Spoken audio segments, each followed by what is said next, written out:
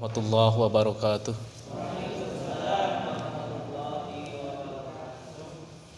Innal hamdalillah nahmaduhu wa nasta'inuhu wa nastaghfiruh wa na'udzu billahi min syururi anfusina wa min sayyiati a'malina may yahdihillahu fala mudilla lahu wa may yudlil fala hadiyalah. Asyhadu an la ilaha illallah wahdahu la syarika lah wa asyhadu anna Muhammadan abduhu wa rasuluh. Allahumma shalli ala Muhammad wa ali Muhammad kama shallaita ala Ibrahim wa ali Ibrahim wa barik ala Muhammad wa ali Muhammad kama barakta ala Ibrahim wa ali Ibrahim innaka Hamidum Majid. Fa ya ayyuhal hadirun ittaqullah kama qala Allah ta'ala fil Qur'anil Karim. A'udzu billahi minasy syaithanir rajim. Bismillahirrahmanirrahim. Ya ayyuhalladzina amanu la tuqaddimu baina yadayillahi wa rasulihi wattaqullaha innallaha samii'un alim. Wahai orang-orang yang beriman, janganlah sekali-kali kalian mendahului Allah dan Rasul-Nya. Bertakwalah kepada Allah, karena sungguhnya Allah Maha mendengar lagi Maha mengetahui. Bapak, Ibu, saudara-saudara yang dirahmati Allah Subhanahu wa taala, pada kesempatan ini kita akan melanjutkan ngaji HPT. Jadi ini bagian dari amanah yang disampaikan oleh pengurus pusat Majelis Tarjih, karena kebetulan sudah beberapa pekan ini saya mengikuti Munas Tarjih, dan salah satu yang diharapkan itu produk-produk hukum yang dikeluarkan oleh Majelis Tarjih itu bisa sampai kepada masyarakat umumnya. Memang di pimpinan pusat sendiri merasakan kalau ngaji seperti ini, khususnya ngaji HPT itu kesannya serius. Jadi karena serius itu banyak orang-orang yang barangkali berat, terus berikutnya dampaknya bosan dan lain sebagainya. Nah, mudah-mudahan dengan kemasan-kemasan cara penyampaian produk-produk hukum dari Majelis Tarjih ini semakin menjadikan warga, khususnya masyarakat umat Islam, bisa tahu seperti apa sebenarnya produk-produk hukum yang dikeluarkan oleh Majelis Tarjih. Jadi untuk bahas satu bab saja, kalau kita mengikuti itu luar biasa. Untuk bahas satu kata saja itu luar biasa di bedahnya. Nah, apalagi kalau sudah sampai produk satu hukum, maka sudah mengalami proses pengkajian terhadap permasalahan tersebut tentunya secara mendalam, dan bukan dalam arti itu sudah final, tidak. Jadi sangat memungkinkan berubah, sangat memungkinkan ada pembaharuan sesuai dengan perkembangan temuan ataupun kajian-kajian keilmuan berikutnya. Nah, Bapak Ibu hadirin yang dirahmati Allah Subhanahu wa taala, sudah 2 kali kita bahas terkait dengan masalah toharoh, dan sekarang kita akan masuk ke yang ketiga terkait dengan masalah tayamum. Tayamum ini satu di antara kemudahan atau keringanan dari Allah Subhanahu wa taala bagi kita di dalam menjalankan salah satu tuntunan beribadah, khususnya toharoh. Dan masalah tayamum ini disepakati atau tidaknya itu ternyata di kalangan para sahabat sendiri berbeda pendapat. Jadi misalkan begini, kalau kita baca hadis-hadis Nabi SAW terkait dengan tayamum, maka asal mulanya tayamum itu di antara beberapa hadis Nabi SAW ada yang dilatar belakangi akibat junub, itu satu.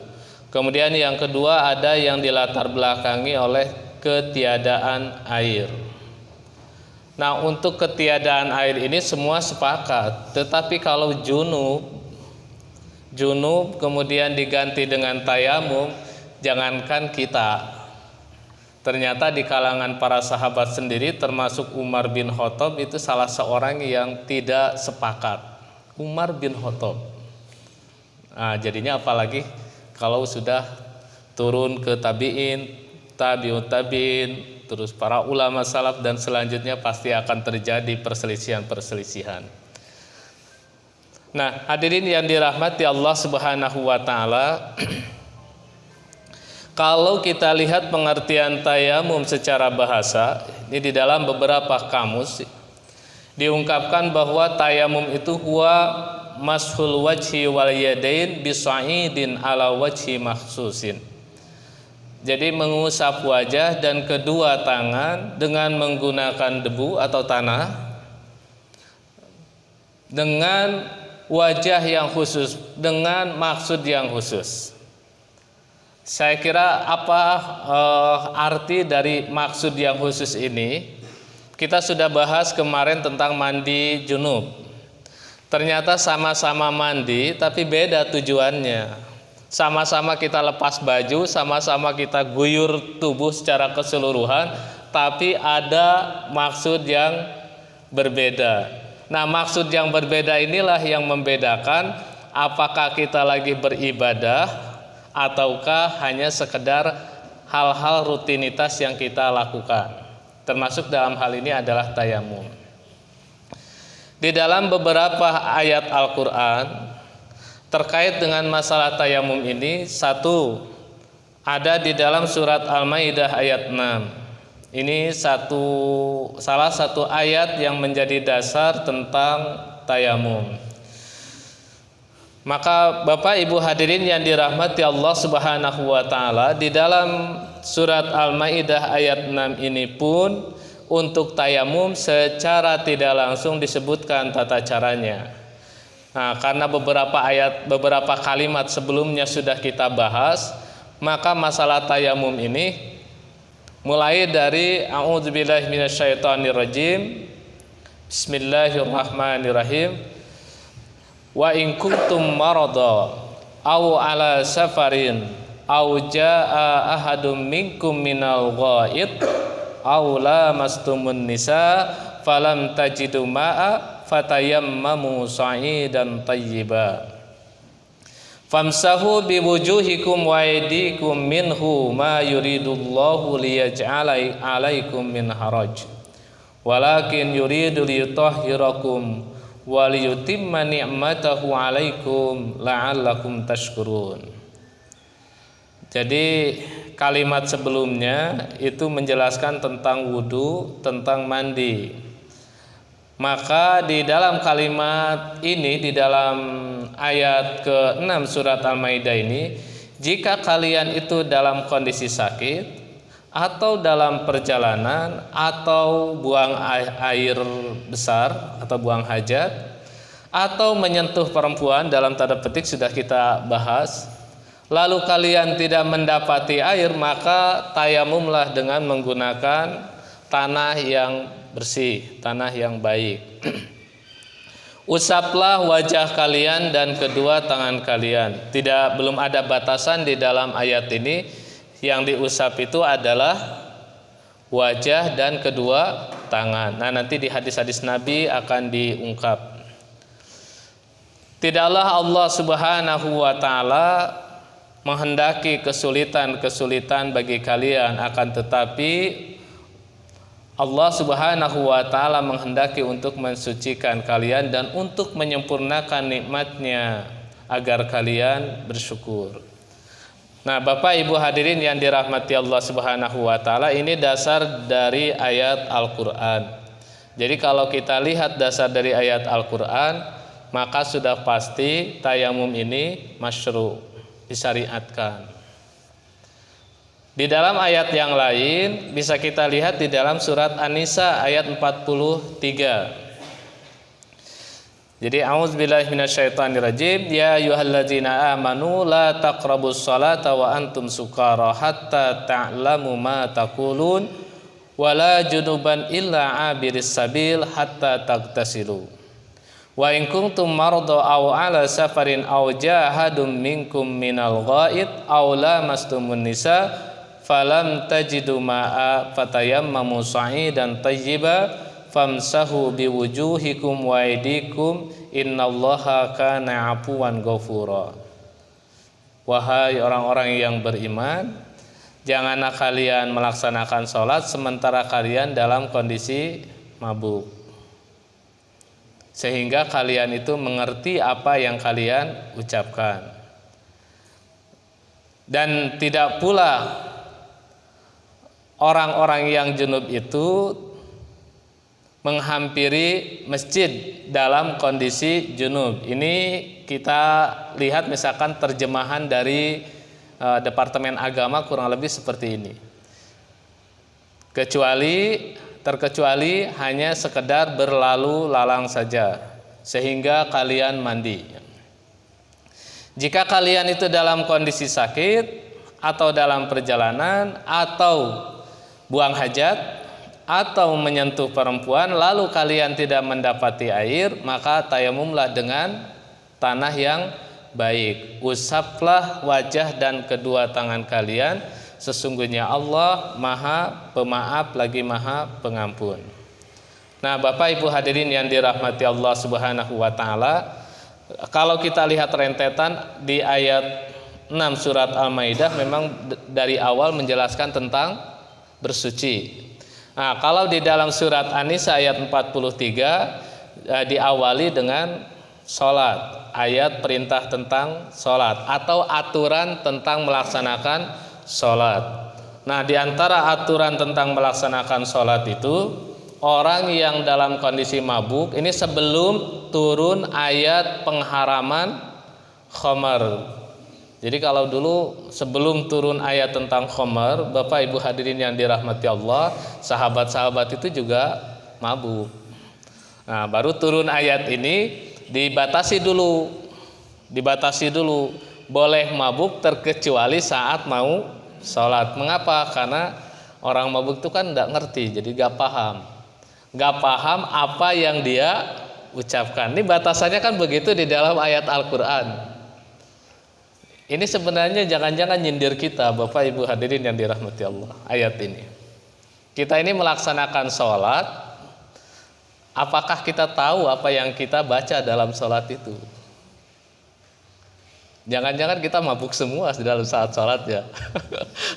Karena gak ngerti dengan apa yang diucapkan. Bukan di dalam ayat ini, jangan kalian itu melaksanakan sholat sehingga kalian paham, tahu apa yang kalian ucapkan. Nah, kita Allahu Akbar lalu baca doa iftitah dan lain sebagainya, bacaan aja gak ngerti dengan apa yang diucapkan. Secara tekstual memang nyindir, tapi nanti secara hukum tentu tidak seperti itu. Karena kita orang Jawa begitu, kita orang Indonesia, sementara bahasa yang kita baca di dalam sholat itu bahasa Arab. Makanya wajar gak paham. Kemudian juga terkait dengan masalah orang junub tidak boleh menghampiri, tidak boleh diam di masjid kecuali hanya berlalu lalang saja. Ini memang redaksi terjemahan ini khilafiyah. Ada yang mengartikan seperti itu, ada juga yang melihat dari siyakul kalam sebelumnya. Ini ayat ini kan sebelumnya itu larangan melaksanakan sholat bagi orang yang dalam kondisi mabuk sehingga dia sadar.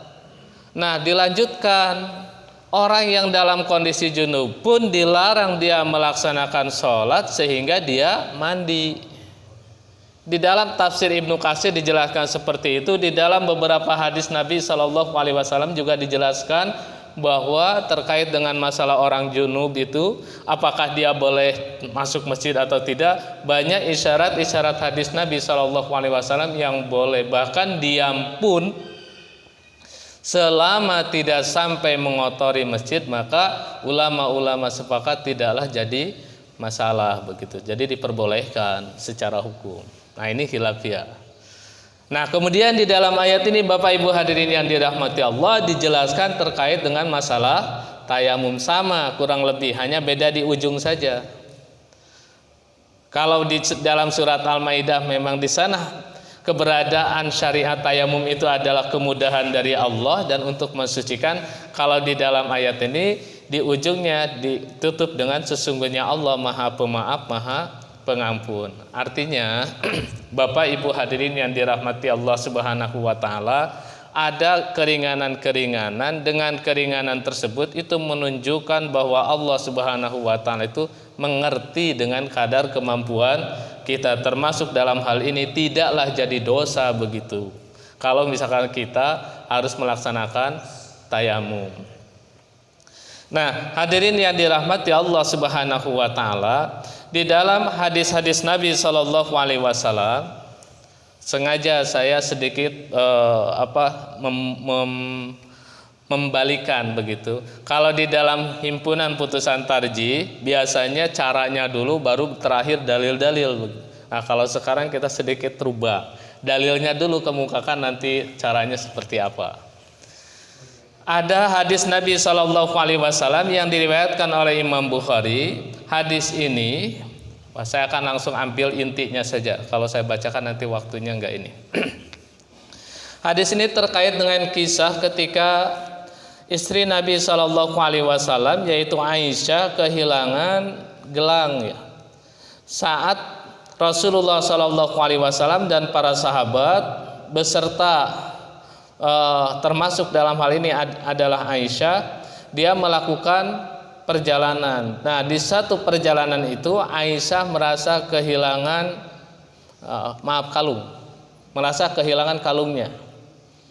Lalu Aisyah meminta kepada Rasulullah Shallallahu alaihi wasallam agar mencarikan begitu pada malam itu, pada malam. Akhirnya Rasulullah Shallallahu alaihi wasallam disibukkan untuk mencari itu menghabiskan waktu yang lama, harusnya istirahat, dengan sahabat-sahabat juga yang lain sama, sampai Rasulullah Shallallahu alaihi wasallam kecapean tertidur di pangkuan Aisyah. Nah, sahabat-sahabat yang lain itu kesel lihat seperti itu yang dilakukan oleh Aisyah, kesel tapi gak berani ngomong. Akhirnya yang ditegur siapa? Ayahnya Aisyah, yaitu Abu Bakar. Jadi mereka itu kalau bahasa sekarang barangkali demonstrasi begitu, sahabat-sahabat. Aisyah itu gimana sih, kok sudah jelas-jelas kita ini dalam kondisi di perjalanan, lalu air juga sangat sedikit, bahkan bisa dikatakan tidak ada, tapi kok malah menyulitkan begitu. Aisyah itu mendengar omongan seperti itu dari sahabat-sahabat yang lain, dirinya sendiri jadi menunjukkan kebapaannya. Iya ya, anak saya ini barangkali, wah ini perlu dikasih pelajaran begitu. Akhirnya Abu Bakar pun mendatangi Aisyah. Padahal saat itu Aisyah dalam kondisi Rasulullah tertidur di pangkuannya. Agak sedikit neken begitu ke perut Aisyah, itu agak sedikit marah dalam kondisi seperti itu. Maka apa yang terjadi? Aisyah sendiri gak bisa bergerak karena menjaga jangan sampai Rasulullah SAW itu terbangun. Nah, ternyata masyarul muslimin yang dirahmati Allah Subhanahu wa taala, saat itu Rasulullah SAW terbangun karena kebetulan waktu juga sudah menunjukkan waktu subuh dan tidak ada air. Gara-gara itulah ini menjadi di dalam riwayat Imam Bukhari asbabul wurud turunnya beberapa ayat yang menjelaskan tentang tayamum. Jadi Allah Subhanahu wa taala menurunkan ayat tayamum. Nah, justru dengan kasus seperti itu ternyata ada sahabat yang menyadari, wah ini merupakan sungguh ini keberkahan bagi keluarga Abu Bakar begitu.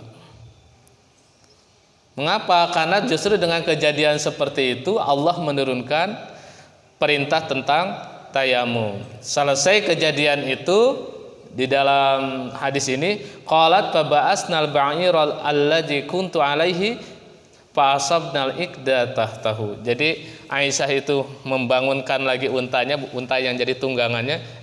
Ternyata kalungnya itu ada di ketindih sama untanya. Padahal sahabat-sahabat sibuk nyari semua. Nah, inilah cara Allah begitu. Inilah cara Allah Subhanahu wa taala mengingatkan kita. Mungkin kita ini seringkali kan kalau ada musibah langsung suudzon sama Allah, ternyata ada hal yang baik, dan salah satunya dalam hal ini adalah Allah menurunkan syariat tentang tayamum.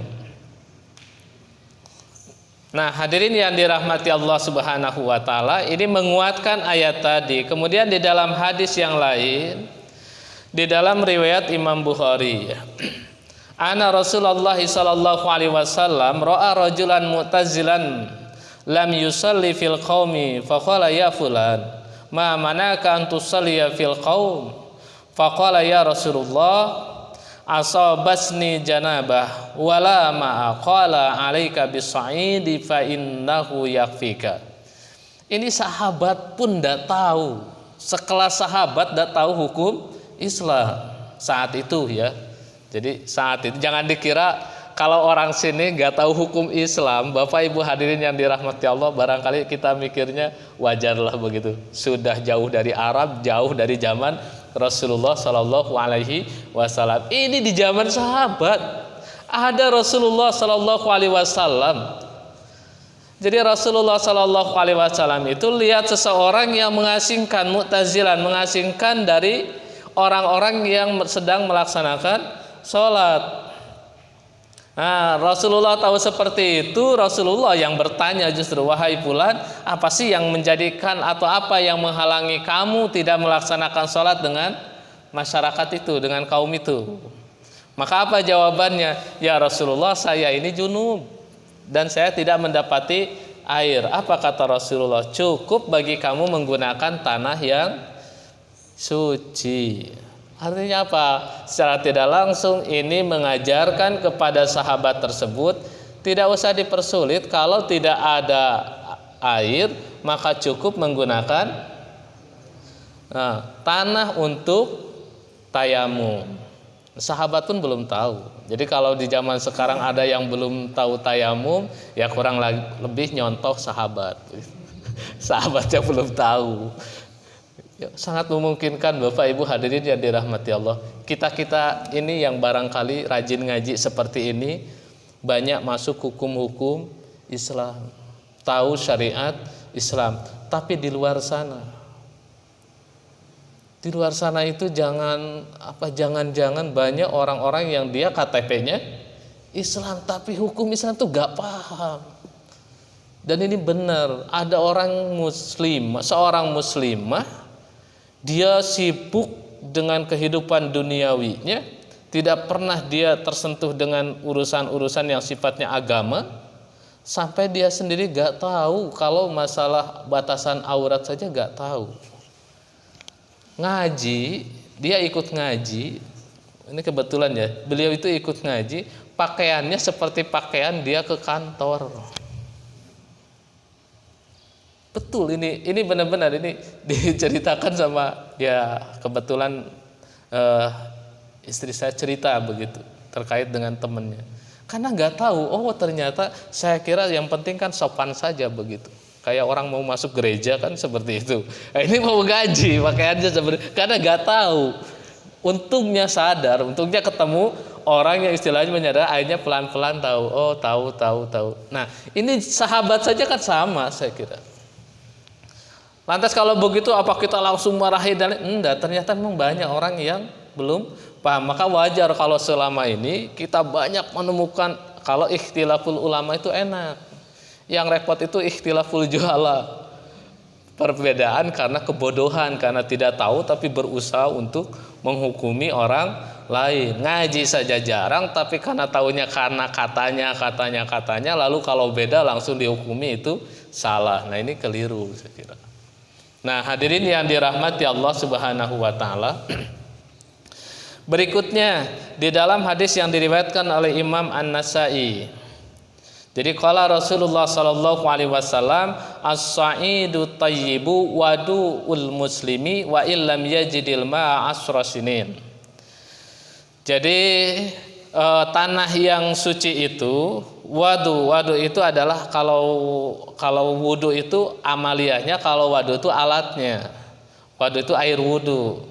Makanya di sini dikatakan tanah yang suci itu alat bersucinya lah begitu, atau air wudunya bagi seorang muslim ketika dia tidak mendapati air walaupun selama 10 tahun. Jadi 10 tahun tayamum terus karena tidak ada air. Boleh ya boleh, Pak. Kalau sudah tidak ada air. Rasa-rasanya kalau di sini kan tidak mungkin. Tapi ini kan masalah hukum, maka harus disampaikan. Dan ini yang menjadi dasar terkait dengan masalah tayamum. Hadis yang diriwayatkan oleh Abu Daud kurang lebih sama, hanya redaksinya berbeda. Jadi terkait dengan masalah tanah yang suci itu alat bersucinya bagi kaum muslimin kalau tidak ada air walaupun sampai 10 tahun. Bahkan di dalam riwayat ini, Bapak Ibu hadirin yang dirahmati Allah Subhanahu wa taala, juga di dalam riwayat yang hampir sama ya, ada hadis Nabi Shallallahu alaihi wasallam yang menjelaskan tentang masalah tayamum ini.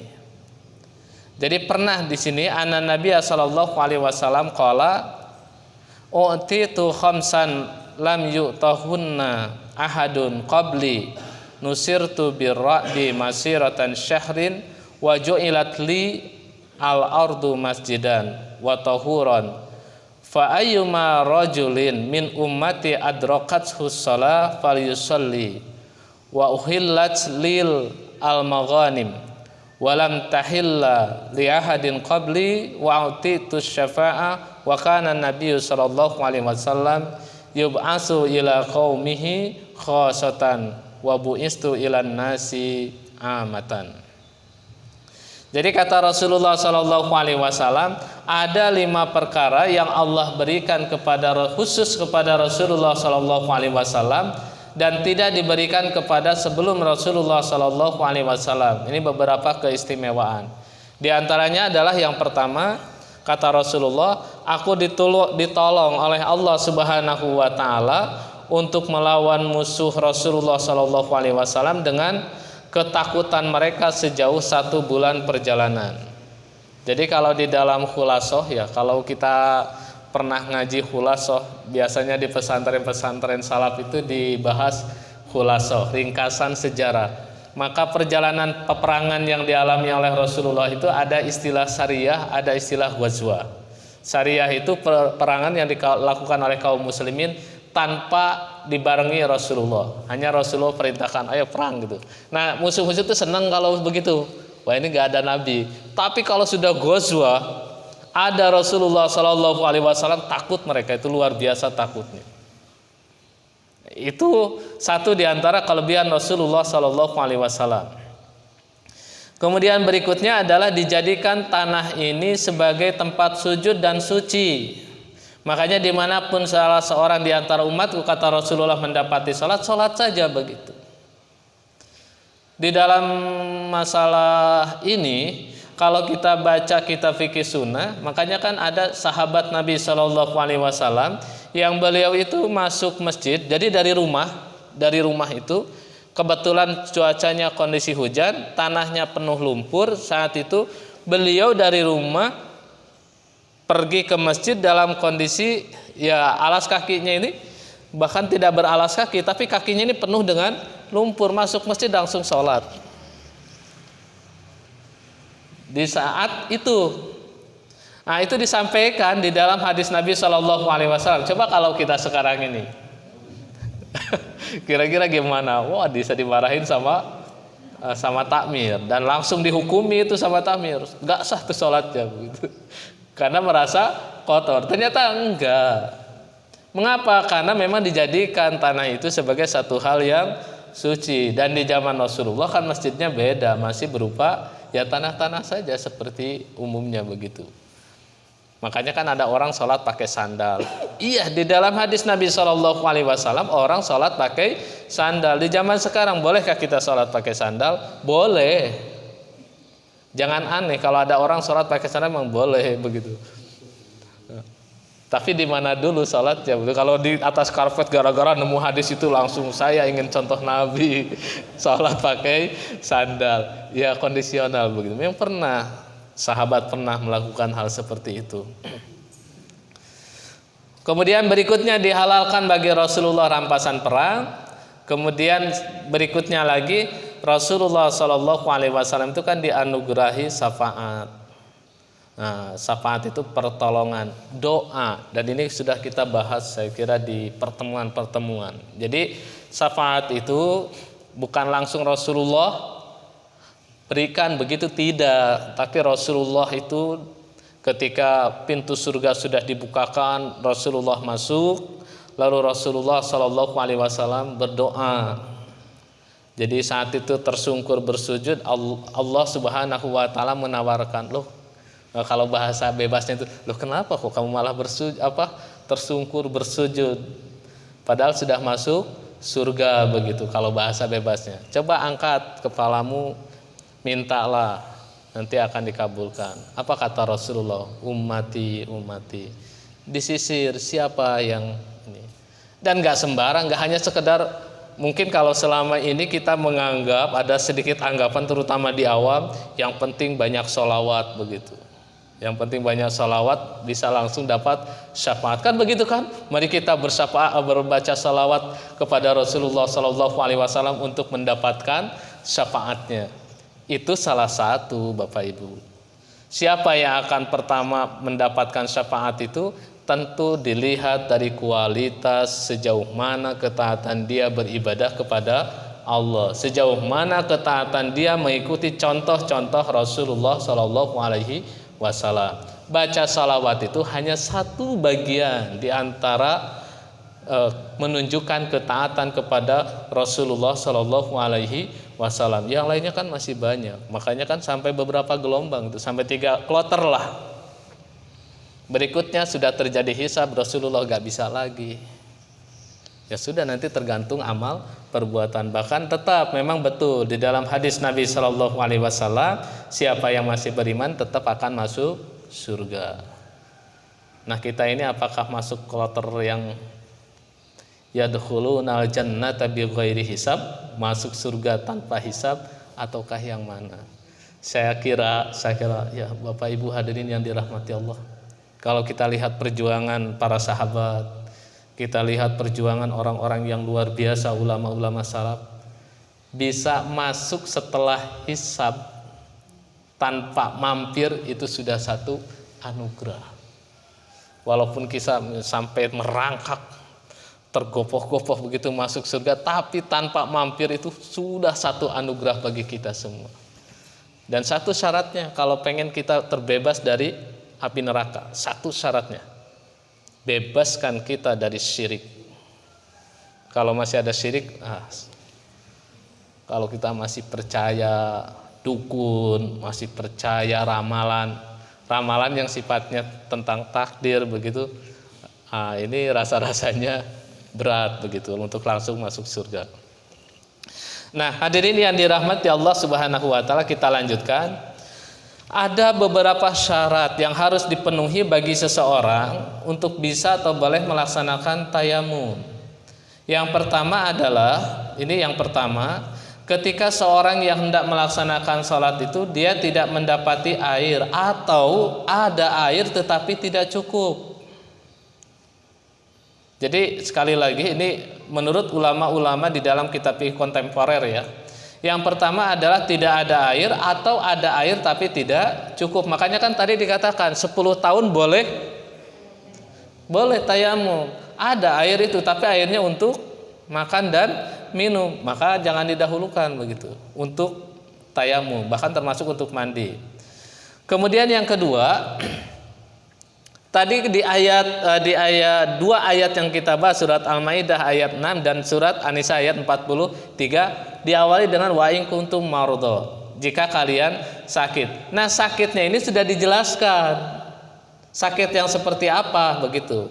Yang pertama, di dalam syarat tayamum itu, in kana bihi jaroha, kalau terdapat luka atau sakit yang khawatir atau takut menggunakan air, dengan menggunakan itu bisa bertambah sakit atau memperlama kesembuhan, maka boleh. Jadi gak sembarang sakit. Kalau kita baca surat Al-Maidah ayat 6, surat An-Nisa ayat 43, sakit gigi boleh gak tayamum? Boleh. Maksudnya belum ada penjelasan. Mengapa tayamum sakit gigi? Karena baik kuntum bardo, jika kalian sakit. Nah, tapi dijelaskan sakitnya itu sakit pertama ada luka, atau yang kedua sakit yang apa istilahnya? Dia khawatir menggunakan air, dan itu harus dibuktikan. Makanya di dalam kitab fikih kontemporer dijelaskan wa urifa dzalika bitajarrubati au bi ikhtibarit tabib. Harus berdasarkan analisa atau informasi medis, harus berdasarkan pemeriksaan dari dokter.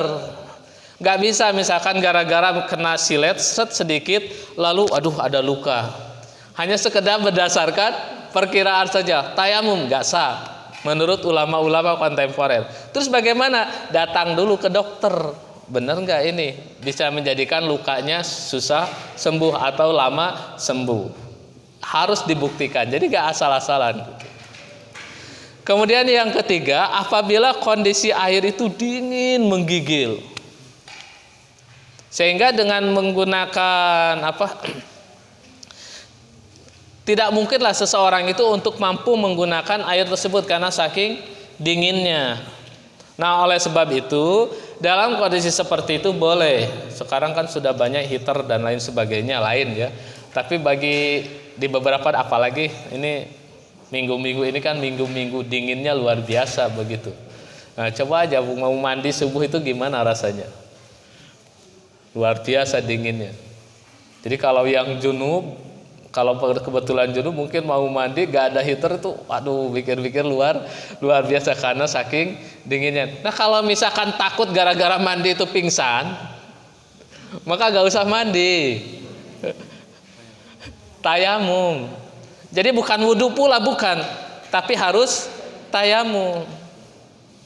Mengapa? Karena pengganti junub itu bukan wudhu di dalam hadis Nabi SAW, tapi pengganti junub itu tayamum. Ya tayamum sudah. Tapi merasa gak nyaman, ya mau gimana lagi? Memang kondisinya. Kalau merasa pengen nyaman ya mandi, tapi mandi takut pingsan, repot juga. Ini kan keringanan dari Allah Subhanahu wa Ta'ala. Jadi dimudahkan begitu. Kalau sudah dingin, benar-benar dingin, silakan.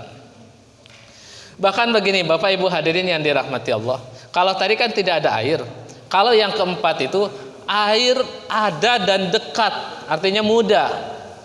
Tetapi khawatir kalau menggunakan air itu akan ada sesuatu yang hilang, apakah kehormatannya ataukah misalkan hartanya, maka boleh tayamum. Bapak Ibu sedang dalam perjalanan kebetulan punya sepatu, dan sepatu ini merupakan hadiah dari teman misalkan, atau dari keluarga, atau misalkan sepatu ini oleh-oleh kita dari luar negeri, istimewa, pokoknya luar biasa istimewanya, sepatu Hotman lah begitu. Kita ini bingung, ini mau wudhu dulu ambil air atau kita sholat di luar aja begitu. Kalau sudah seperti ini Islam ya, Islam ini memperhatikan naluri kemanusiaan. Kalau sekiranya mengkhawatirkan seperti itu, nggak usah wudhu walaupun air banyak. Ya sudah, kalau begitu sholat aja langsung di saat itu, tayamum dulu, boleh tayamum, lalu berikutnya laksanakan sholat. Tapi jangan menyembah sepatunya ya. Maksudnya gara-gara ada sepatu tadi. Boleh, itu untuk menjaga. Sampai seperti itu. Atau misalkan begini, di beberapa daerah ya, jika dalam perjalanan atau misalkan di daerah-daerah tertentu air ada, tetapi takut kalau ngambil air tersebut ada musuh yang dikhawatirkan. Musuh itu bisa berupa manusia, bisa juga berupa hewan, juga boleh. Nah, di beberapa daerah kan mungkin tempat air itu jauh dari pemukiman, sehingga untuk ngambil air itu harus ke tempat yang agak jauh, ke sumber begitu. Sementara kalau pergi ke sumber, kita takutnya apa? Bukan takut karena genderowo, bukan. Bukan takut karena sendal bolong dan lain sebagainya, bukan. Pocong bukan, tapi takutnya karena apa? Satu, khawatir ada hewan buas. Yang kedua, khawatir ada musuh, orang jahat begitu. Maka boleh tayamum walaupun ada air. Nah, kemudian yang kelima, kita ini membutuhkan air. Air untuk makan, untuk minum, terutama di sini termasuk juga hewan. Makanya Bapak Ibu hadirin yang dirahmati Allah Subhanahu wa taala, ini Islam ya. Misalkan ada air terbatas. Kita untuk minum makan sudah terpenuhi, tapi kita tahu misalkan ada hewan. Ada air misalkan 2 ember. Kita junub. Kambing kita belum minum. Pilih pakai mandi atau pakai minum kambing. Nah, kalau sudah ngaji langsung pilih kasih minum kambing. Tapi kalau belum ngaji kira-kira biarkan aja kambing mati urusannya sudah selesai. Mendingan juga pakai mandi begitu. Nah, ternyata enggak, Islam tuh enggak seperti itu. Justru harus dipakai kepentingan untuk yang hidup dulu. Kita tayamum. Sah.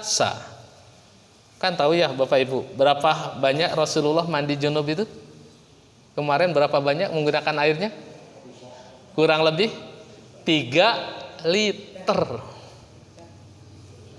Di dalam hadis Nabi SAW, Rasulullah itu mandi junub dengan menggunakan air 3 liter. Kalau kita enggak 1 bak, enggak sah rasanya. Rasulullah itu 3 liter. 3 liter mungkin kita wudhu aja belum tentu cukup. Ya Allah, ya itulah. Kenapa? Karena alhamdulillah kita ini ada di Indonesia, airnya banyak. Ya kebetulan juga kan ada di sini. Coba di beberapa daerah di Indonesia juga air sulit. Nah, itu hadirin yang dirahmati Allah Subhanahu wa taala terkait dengan masalah syarat. Berikutnya, apa yang menjadikan sah digunakan untuk tayamum? Yang pertama adalah tanah. Kemudian yang kedua, Bapak Ibu hadirin yang dirahmati Allah, selama ini barangkali kita pernah tayamum menepukan ke dinding. Dari mana dasarnya?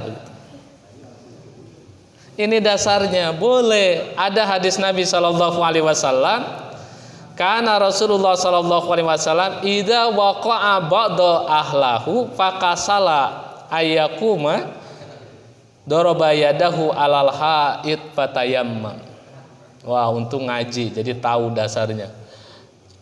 Rasulullah SAW itu ketika mendatangi istri-istrinya, ini kita artikan secara bebas, lalu beliau itu malas untuk bangun, maka Rasulullah SAW memukulkan tangannya ke dinding,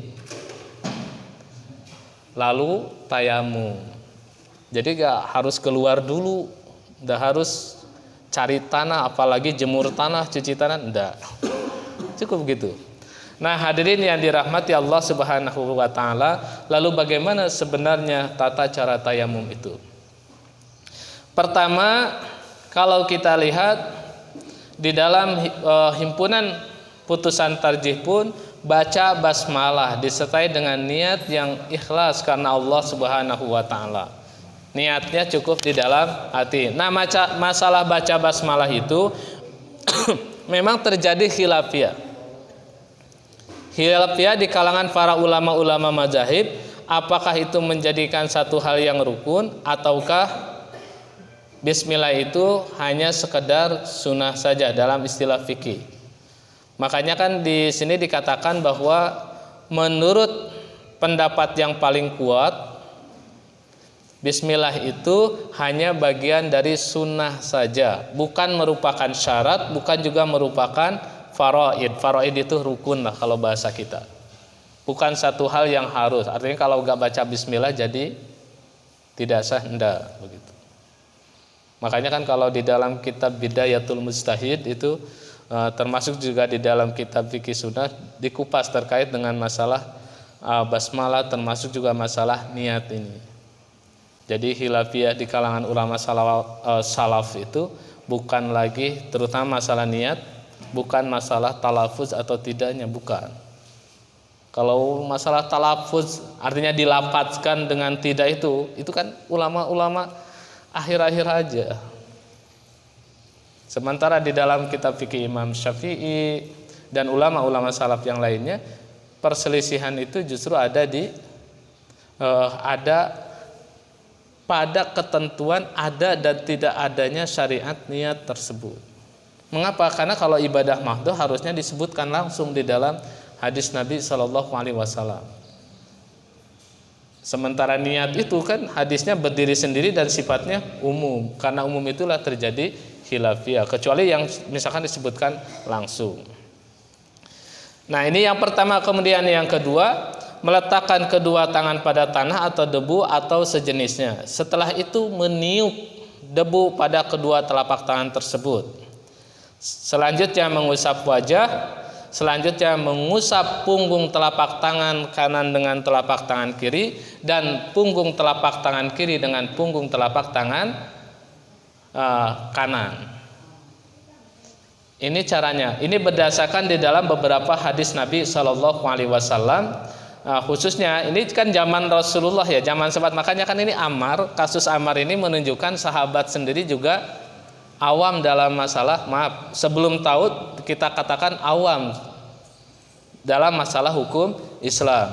Ammar ini kan dia mendapat tugas ya, di dalam salah satu riwayat ini dia mendapat tugas dari Rasulullah Shallallahu Alaihi Wasallam. Ketika mendapat tugas junub, tidak ada air, bingung.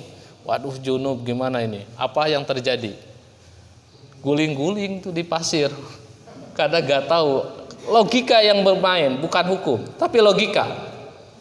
Jadi kalau gak ada air berarti ganti mandi itu guling sama. Ini juga gulung-gulung aja. Ini diibaratkan kayak apa, mandinya apa istilahnya, kayak mandinya hewan begitu, guling-guling di pasir.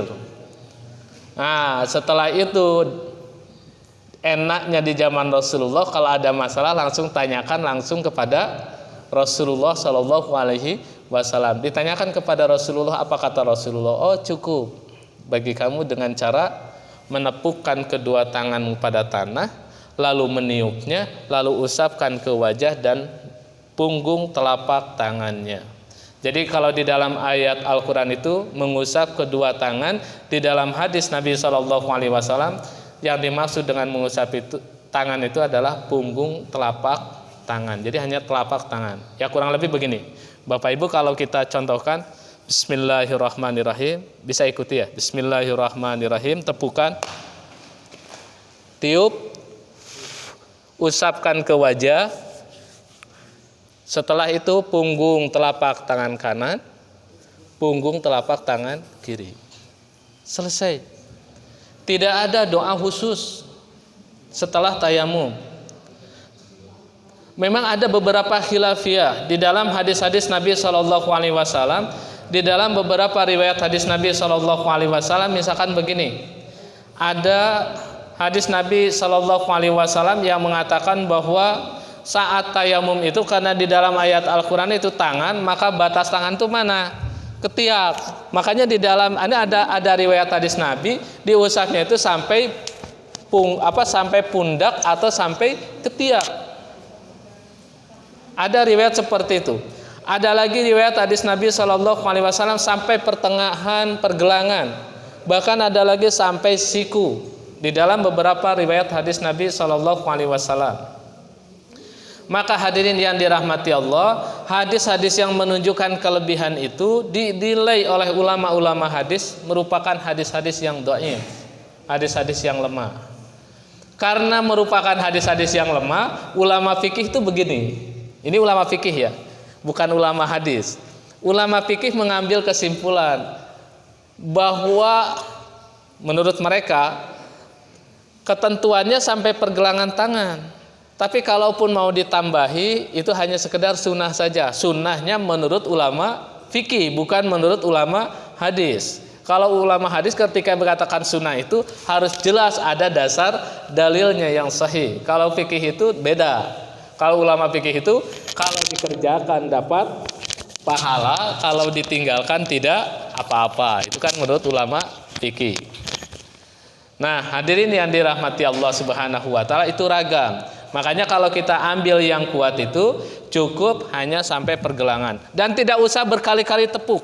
Cukup satu kali. Bismillahirrahmanirrahim. Niat di dalam hati, gak usah dipikirkan pakai bahasa Arab gimana niatnya. Gak hafal niat tayamum, jangan-jangan kita gak jadi tayamum karena harus cari dulu guru ngaji. Gimana hafal niat tayamum karena gak tahu. Langsung aja di hati. Kita mau apa? Oh, mau tayamum. Bismillahirrahmanirrahim. Tepuk, tiup. Setelah tiup, usapkan ke wajah, punggung telapak tangan kanan, punggung telapak tangan kiri. Selesai seperti itu. Jadi jangan dipersulit. Kadang ada yang mempersulit diri. Padahal kan di dalam ayat Al-Quran saja Allah itu ketika menurunkan tayamum itu untuk memudahkan. Tapi ini ada praktek tayamum yang menyulitkan. Bagaimana menyulitkan? Saya mendapati orang, ini dari teman-teman mahasiswa itu, kalau disuruh praktek, sampai bingung. Jangan sampai yang sudah kena, misalkan tangan ini kena debunya, maka yang sudah kena itu jangan sampai dipakai lagi begitu. Jadi dipilih lagi bagian telapak tangan yang belum kena. Waduh, tambah sulit kalau seperti itu. Ada yang sampai seperti itu. Jadi kan mempersulit diri, padahal dari awal fungsi tayamum itu untuk meringankan dari Allah Subhanahu wa taala. Nah, hadirin yang dirahmati Allah Subhanahu wa taala, lalu berikutnya apa sebenarnya yang membatalkan tayamum? Satu, yang membatalkan tayamum itu apa-apa yang membatalkan wudu batal tayamum. Satu. Jadi terutama keluarnya sesuatu dari dua lubang, kubul dan dubur. Itu sudah pasti. Yang khilafiyah itu kan misalkan seperti tidur. Tidur ini khilafiyah. Ada sebagian menganggap batal, ada lagi sebagian menganggap tidak. Nah, yang menganggap batal itu karena kalau tidurnya sampai tidak sadar. Nah, sekarang pertanyaannya, misalkan begini, bapak-bapak kalau lagi Jumatan di depan lalu tertidur, sadar tidak? Sadar tidak? Nah, kalau sadar berarti tahu apa yang diucapkan oleh khotib.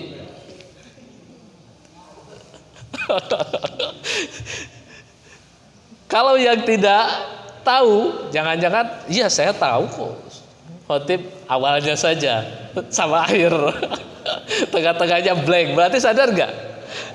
Nah, kalau begitu kan berarti harus wudhu lagi itu. Kalau kita ngikuti sadar dan tidaknya.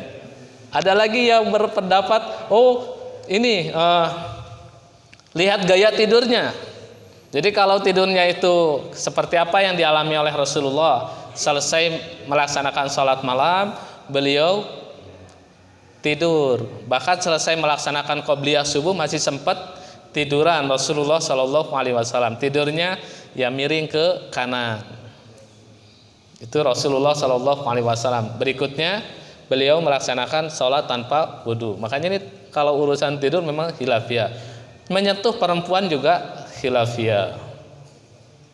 Kan di dalam hadis-hadis Nabi Shallallahu Alaihi Wasallam pun ya Rasulullah sendiri kan sampai mencium istrinya langsung melaksanakan sholat, itu sudah lebih begitu. Makanya itu hal-hal yang sifatnya khilafiyah. Nah, kalau kita kan suka guyonan, bapak-bapak sama istrinya godain istrinya habis wudhu, biar wudhu lagi, biar tambah bersih, di ini lagi istrinya batal bang begitu, batal bu, oh balik lagi. Padahal kalau sudah tahu gak batal, lanjut aja udah. Itu yang pertama. Yang kedua, batal tayamum kalau ada air. Nah, Bapak Ibu hadirin yang dirahmati Allah, di dalam kitab fikih dijelaskan ada air itu sampai 3 kondisi. Satu, ada air sebelum sholat. Yang kedua, ada air di tengah-tengah melaksanakan sholat. Yang ketiga, ada air setelah sholat. Kalau ada air sebelum sholat, semua ulama sepakat batal. Jadi misalkan kita berangkat dari rumah, ternyata hujan turun, air ada, padahal sebelumnya nggak ada air begitu. Seandainya kan kalau di sini kerasanya nggak mungkin, tapi daerah-daerah tertentu sangat memungkinkan begitu. Saat itu dia batal, artinya tayamumnya harus diganti dengan wudhu. Kemudian yang kedua, bagaimana kalau lagi melaksanakan sholat? Lagi melaksanakan sholat, tiba-tiba ada air. Padahal sudah rakaat kedua begitu. Tiba-tiba ada air hujan deras. Ini bahasa yang umum dulu aja di zaman Rasulullah. Hujan yang deras. Apa batal? Nah, di sini ulama-ulama berbeda pendapat. Pengikutnya Imam Hanafi, sebagian pengikutnya Imam Hambali berpendapat batal salatnya. Tapi sebagiannya lagi, sebagian ulama pengikut Hambali mengatakan tidak kok, tidak menjadikan batal. Bahkan termasuk Imam Maliki berpendapat juga tidak batal. Artinya kalau lagi sholat ada air, lanjut aja sholatnya, tidak batal. Nah, Imam Syafi'i nanti dilihat kalau Imam Syafi'i itu, kalau ini sholatnya ini sholat yang sedang dalam perjalanan atau mukim. Kalau sholatnya itu dalam perjalanan, maka lanjut aja, tidak batal. Tapi kalau sedang mukim nggak kemana-mana, batal. Nah, ini ulama di kalangan pendapat para ulama kalau lagi melaksanakan sholat. Kemudian yang ketiga, bagaimana kalau setelah melaksanakan sholat baru ada air? Ada di antara ulama yang berpendapat harus mengulangi sholatnya lagi. Ada juga ulama yang berpendapat tidak perlu mengulangi sholatnya lagi. Lagi-lagi Imam Syafi'i membagi apakah dia dalam sholat perjalanan atau mukim. Kalau sholat perjalanan sudah cukup, tapi kalau mukim ulang, katanya begitu. Nah, hadirin yang dirahmati Allah Subhanahu wa taala, itu terkait dengan masalah adanya air sampai dikupas seperti itu. Yang kedua, terkait dengan masalah adanya air itu, ini sudah sampai kepada tingkatan pemahaman kontemporer sekarang ini. Mampu bayar air, mampu beli air. Di beberapa daerah, Bapak Ibu hadirin yang dirahmati Allah Subhanahu wa taala, untuk mendapatkan air yang bersih itu harus beli. Misalkan di Sidoarjo itu kan beli ya, sebagian daerah. Di Surabaya beli, di Bandung, Jakarta beli untuk mendapatkan air bersih. Kebetulan junub, nggak ada uang. Nggak ada uang, mau numpang tetangga juga sungkan begitu karena nggak ada uang. Keringanan boleh kita tayamum. Pas di tengah jalan mau ke masjid, tiba-tiba ada yang ngasih uang 10.000. Batal itu, karena dia sudah punya kemampuan untuk bayar, untuk beli air. Jadi uang 10.000 itu lebih baik apa? Dibelikan air 1 jerigen misalkan, airnya dia bisa mandi atau wudhu. Ini di zaman Rasulullah tidak dikupas pembahasan seperti ini di dalam hadis Nabi SAW. Makanya hadirin yang dirahmati Allah Subhanahu wa taala, dalam hal ini termasuk saya kira ketika seseorang itu dia melaksanakan tayamum karena tidak ada air, nanti begini, selain seseorang itu mampu membayar air, juga seperti dalam kondisi seperti ini. Kalau seseorang itu misalkan ada sumur ada, tapi gak ada alatnya untuk mengambil air. Sumurnya ada, timbanya jatuh sama embernya. Ini dihukumi ada air atau tidak ada? Secara fikih itu dihukumi tidak ada air. Gak usah maksa nyemplung ke sumur, gak usah. Atau misalkan tidak pakai timba tapi pakai listrik. Listriknya mati, pemadaman. Mau apa-apa gak ada air. Maka dalam kondisi seperti itu, Bapak Ibu hadirin yang dirahmati Allah, adanya air itu sama dengan tidak adanya air. Lagi sholat 2 rakaat, kebetulan mati lampu, tidak ada air, semuanya tayamum, ceklek, hidup. Wah, ini kan berarti ada air. Nah, nanti kita bisa pilih pendapat, lanjut atau batalkan. Karena ada beberapa pendapat ulama begitu. Kalaupun lanjut, itu ada pendapat ulama Hanafiyah, Hanabilah. Termasuk saya kira kalaupun lanjut ada pendapat sebagian ulama Hanabilah dan ulama Malikiyah. Sementara kalau batal berarti mengikuti pendapat pendapatnya Imam Hanafi dan pendapatnya Imam Hanbali. Sementara kalau masih pilih-pilih maka itu pendapatnya Imam Asy-Syafi'i.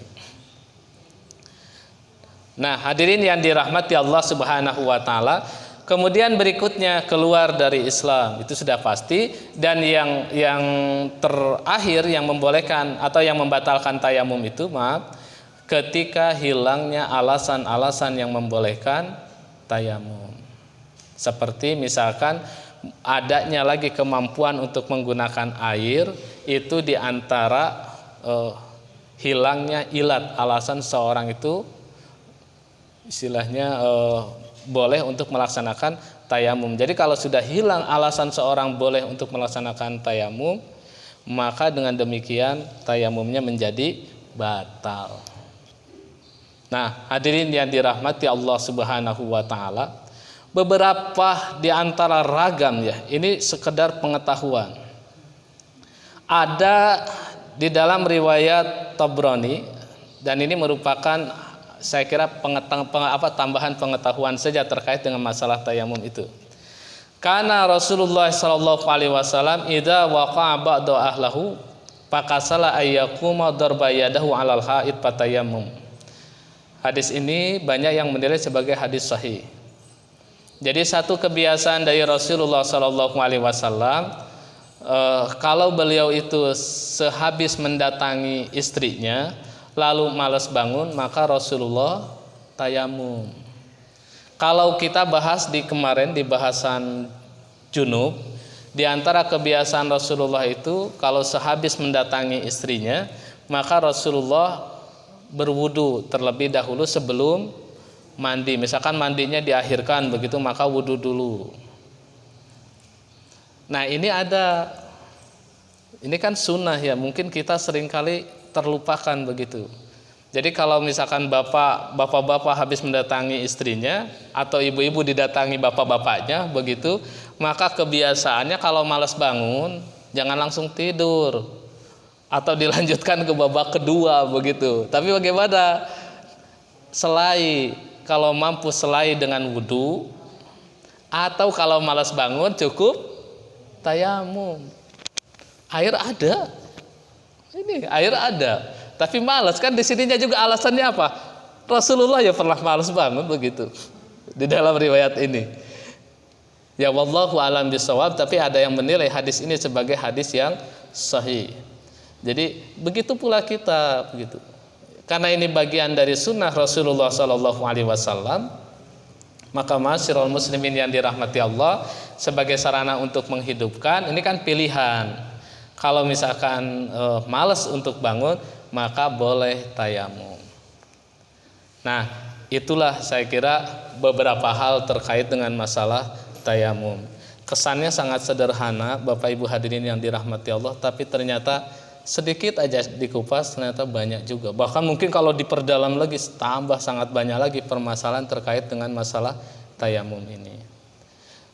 Makanya ya termasuk khilafiyah di kalangan para sahabat. Kalau di dalam kitab kumpulan fatwa ijtihad Umar bin Khattab itu, ya Umar bin Khattab termasuk orang yang tidak sepakat kalau junub diganti dengan tayamum, enggak sepakat. Nah, sampai seperti itulah di kalangan sahabat. Saya kira khilafiyah, perbedaan itu akan selalu ada, karena itu buah dari cara berpikir orang. Yang penting itu pertama kita bagaimana menyikapinya. Jangan sampai perbedaan yang ada itu lalu menimbulkan perbuatan yang diharamkan oleh Allah. Apa perbuatan yang diharamkan oleh Allah? Bermusuhan. Itu kan diharamkan oleh Allah. Ya yang penting itu punya dasar aja. Kalau seperti itu dasarnya apa begitu. Kalau seperti ini dasarnya apa. Nah insya Allah melalui ngaji seperti ini saya kira kita paling tidak punya dasar-dasar yang kita jadikan rujukan. Makanya hadirin yang dirahmati Allah, ketika ulama-ulama itu membedah terkait dengan masalah apa yang diperbolehkan untuk tayamum itu adalah tanah yang suci, maka di dalam riwayat hadis Nabi Shallallahu Alaihi Wasallam, Rasulullah tidak pernah membawa bekal tanah untuk tayamum. Kalau kita ini lagi-lagi suka mempersulit, karena kita mau perjalanan, nanti tahu di sana itu gak ada air misalkan, maka dari jauh-jauh hari ambil tanah, dicuci dulu tanahnya itu, dikeringkan, begitu masukkan toples. Bekal apa itu? Untuk tayamum. Ya, tidak salah sih, tidak salah seperti itu. Cuma malah menyulitkan. Padahal gak seperti itu. Sahabat-sahabat juga gak pernah. Mengapa? Karena di dalam hadis Nabi SAW dijadikan tanah itu suci. Jadi gak usah dipersulit. Nah, tapi kan ada ya sudah, biarkan aja, mau gimana lagi, orang sukanya mempersulit diri, ya biarkan begitu. Tapi insya Allah saya kira dengan ngaji seperti ini kita akan mendapati kemudahan-kemudahan di dalam beribadah, termasuk masyru', artinya sesuai dengan tuntunan syariat yang disyariatkan oleh Rasulullah SAW. Bapak Ibu hadirin yang dirahmati Allah, barangkali ini ngaji kita pada kesempatan pagi ini, kurang lebihnya saya mohon maaf yang sebesar-besarnya. Wallahu a'lam bishawab. Saya akhiri dulu. Assalamualaikum warahmatullahi wabarakatuh.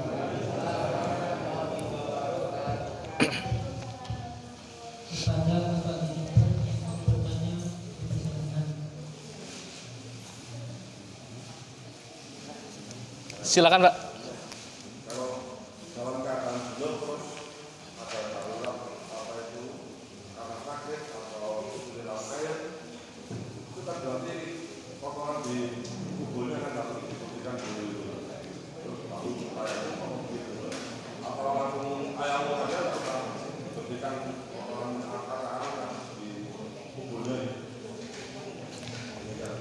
Baik Pak, terima kasih. Nah ini kan bagaimana kalau kondisi seorang itu junub, sementara maaf betul, bukan berarti ini kita bicara jorok, enggak ya. Misalkan ada bekas air mani pada tubuh kita, apa yang harus kita lakukan? Ya kalau tidak ada air, ini pernah kan begini Bapak Ibu hadirin yang dirahmati Allah, pernah ada seorang sahabat Nabi SAW yang dia itu kan hanya punya baju itu saja, dan baju itu ada bekas air mani yang masih melekat di bajunya tersebut. Mau sholat ditanyakan kepada Rasulullah SAW, bagaimana ini Rasulullah, saya sholat atau enggak dengan menggunakan pakaian yang ada bekas air mani tadi yang sudah mengering. Ya kalau Bapak Ibu nggak mungkin, saya kira sarungnya banyak, bisa jadi lusinan tuh di lemari. Tapi sahabat itu saat itu ada sahabat itu yang punya baju hanya satu saja. Makanya kan sekelas gubernur di zaman sahabat-sahabat dulu atau tabi'in lah, itu kan sampai punya baju cuma satu. Kalau kita baca misalkan di dalam kisah kehidupan sahabat, ada seorang sahabat Nabi SAW yang beliau diangkat menjadi gubernur, diprotes oleh warganya hanya gara-gara apa? Salah satu protesnya, dalam 1 bulan dia tidak mau menghadap masyarakat.